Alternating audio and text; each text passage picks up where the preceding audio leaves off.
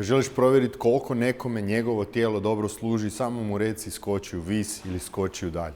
Ljudi su doslovno nesposobni danas koristiti svoje tijelo da skoče. Da bi razumio skok moraš razumjeti trostruku ekstenziju, zato ti predlažem da pogledaš deadlift, čučanj, iskorak i sve one vježbe koje smo već do sada prošli da bi mogao shvatiti šta znači kad ekstenziraš gležanj, šta znači koljeno, kuk, koliko je bitno da imaš stabilan trup, ali mimo toga svega, ajmo pričati o skoku. Skok je sinergija tvog vlastitog tijela. Drugim riječima, moraš doći u poziciju kao da rastežeš oprugu ili zatežeš luk. Moraš doći u poziciju da imaš mogućnost korištenja vlastitih mišića.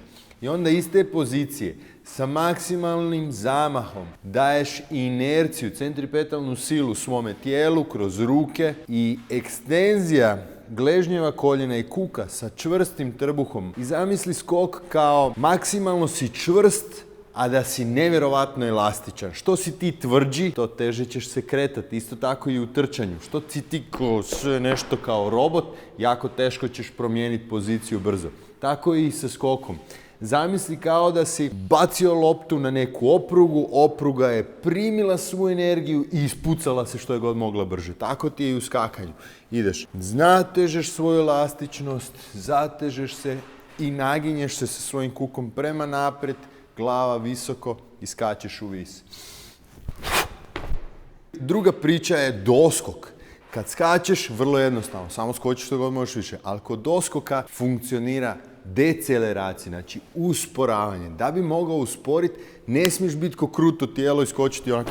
Moraš kad skačeš jednostavno doći dole, ruke, biti mekan u svojim zglobovima kuka, koljena, gležnja, čvrst trup, tako da imaš zaštićenu kralježnicu da možeš doskočiti na najbolji mogući način.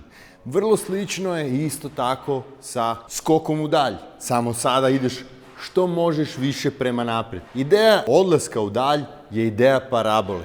Da skačeš nešto malo u vis, ali isto tako da se ekstenziraš prema naprijed. Proces punjenja je isti, samo za razliku od visine, ovdje ćemo se nagnuti težištem prema naprijed, znači idemo nazad.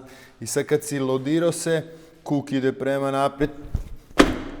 I onda kad dobiješ vlastitu inerciju svog tijela, kad imaš osjećaj da moraš napraviti korak prema naprijed, tada ćeš skočiti u dalje.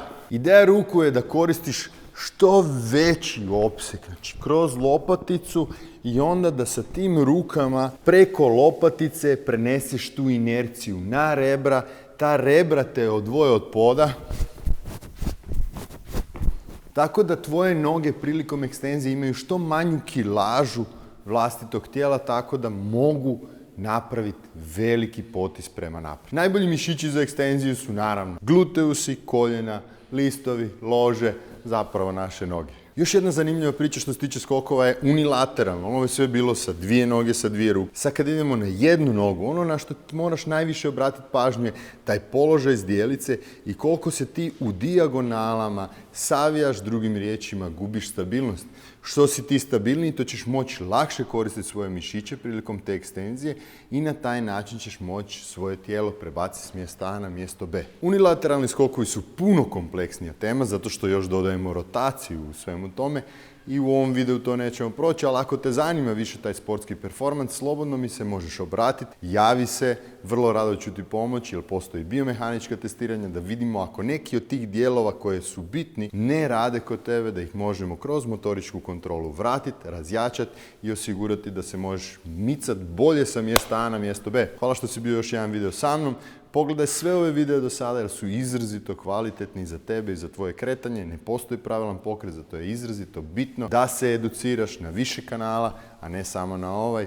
Pošalji ovaj video nekome, pitaj ga za mišljenje i prodiskutirajte jer tako ćete biti pametniji.